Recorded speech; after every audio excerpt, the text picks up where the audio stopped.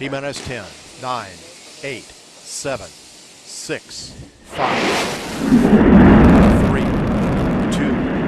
1, 0, and liftoff of Space Shuttle Atlantis on a mission to build, resupply, and to do research on the International Space Station. Houston now controlling. Atlantis begins its penultimate journey to shore up the International Space Station. Atlantis now in the proper alignment for its 8.5-minute ride to orbit. 4.5 million pounds of hardware and humans taking aim on the International Outpost. 30 seconds into the flight. Atlantis almost 2 miles in altitude, almost 6 miles downrange from the Kennedy Space Center already, traveling 500 miles an hour.